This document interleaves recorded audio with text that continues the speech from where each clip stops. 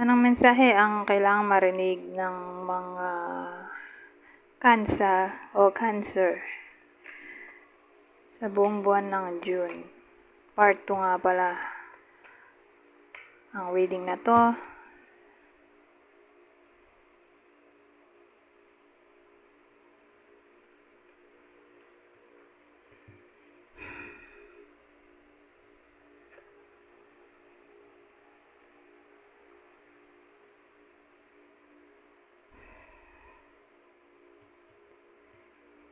So,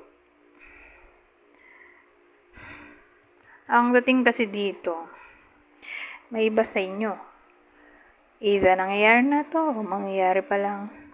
Nabulag siya o nagbubulag-bulagan. Na yung puso niya ay playboy o playgirl. In a way na para bang sa sobrang pagmamahal, hindi niya na makita yung mga red flags. Ganon. Na para bang wala na siya pakialam kung niloloko siya o hindi. Hindi siya maka-let go pa sa ngayon. Dito sa someone na para bang toxic sa kanya.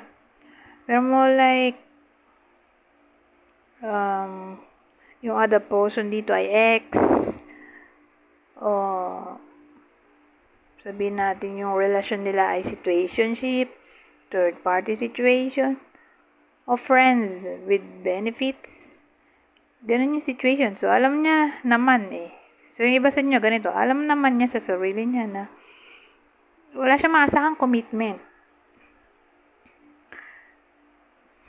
Pero at the same time, hindi pa siya makapag-decide kung iiwan na ba o hindi kasi hindi pa rin siya nawawalan ng pag-asa na ma-reciprocate yung feelings niya.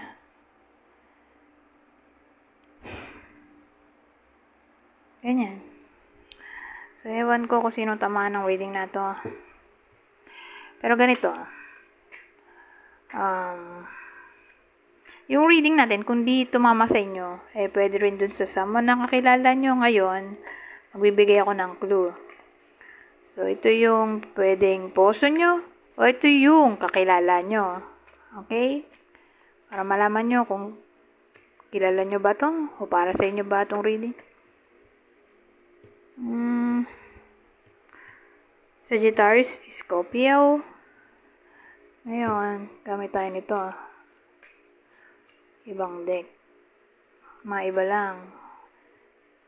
Six of Spades. At King of Hearts o Hearts.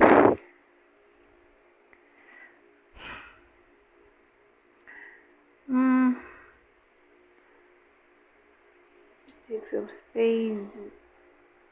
Sabihin natin, lalaki lang. Yung tatamaan ng reading na to at may king tayo. Either ikaw yung lalaki dito, o ito yung person mo, o ito yung kakilala mo. Pwede rin ganun. Kasi yung lalaki dito, mukhang may pagbabago na maaaring mangyari sa buhay niya. Pero hindi naman siya big change, kundi small change. Para bang improvement. Magkakaroon ng improvement sa buhay niya.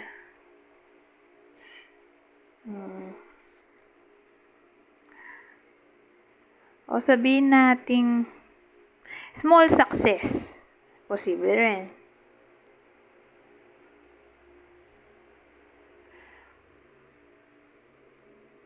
Pero itong lalaki dito, more like in a relationship siya dahil King of Hearts to. Para sa akin, mga in a relationship yan. Hindi naman necessarily kasal, pero ano siya, in a relationship. Okay? Ako lang yon. Ako lang yung nag-review ng ganun. Ngayon, ang haba pa ng oras. Kuha pa tayo bago ko mag-proceed sa oracle. Last spread na to. sa playing cards o playing cards or diamonds. So, meron tayo dito 8 of diamonds at 6 of diamonds.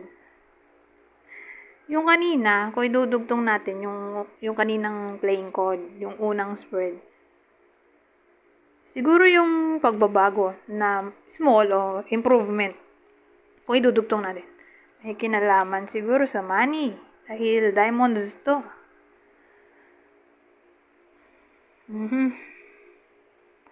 O baka naman may magbigay sa iba sa inyo ng gift. Baka yun na yun.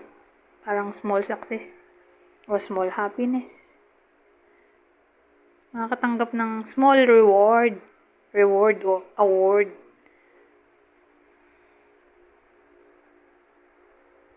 O sabihin natin baka dumating na yung ina-applyan nilang pension o loan. Pwede rin.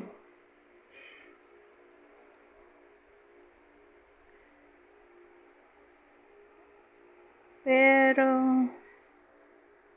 sabihin natin may problem. At ang problem ay relasyon.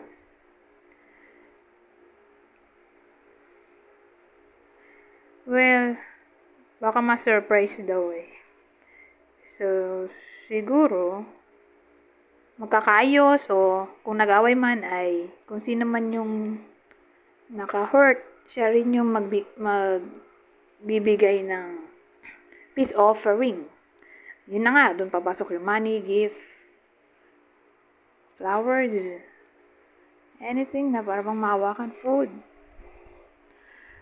na parang masyusyok o masusurprise yung iba sa inyo.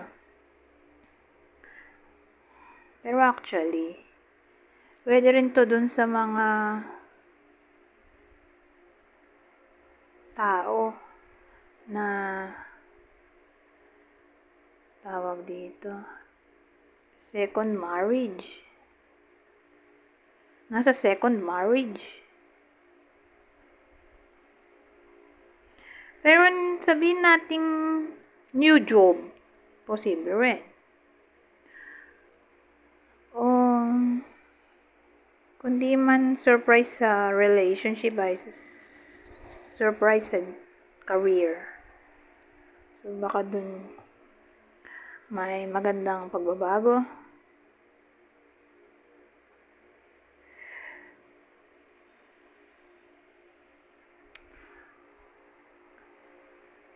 Pero sabihin din natin na nag-away, cool off, break na. Who knows? Baka nga magkabalikan pa o pwede rin to dun sa mga nasa second marriage na.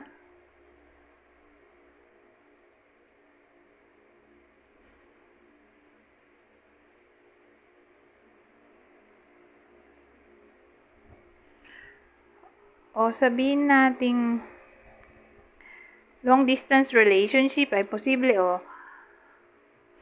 habang nag-travel yung iba sa inyo, baka dun nila makita yung new love interest nila. Pwede rin.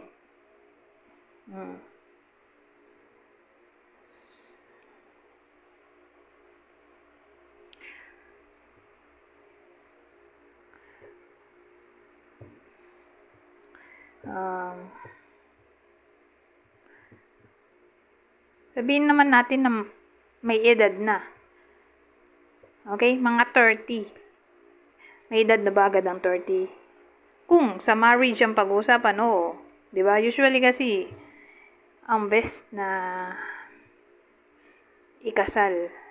Diba? Mga 25. Diyan dapat, mga ganyan, 23 to 29. Kasi pag 30 ka na, parang na, diba? Matandang dalaga, matandang binata na pag dumating ng 30, di ba kasal? Pero kung gano'n, sabihin natin in a relationship naman. Whether in a relationship o single. Who knows? Baka nga ikasal na. Baka yung iba sa inyo, arranged marriage. So, doon lang applicable sa may edad na, mga 30. So, 10 minutes na to, hindi ko na to ilalabas. Okay? Kasi hanggang 10 minutes lang tayo. Anyways, hanggang dito na lang. Goodbye po. Now.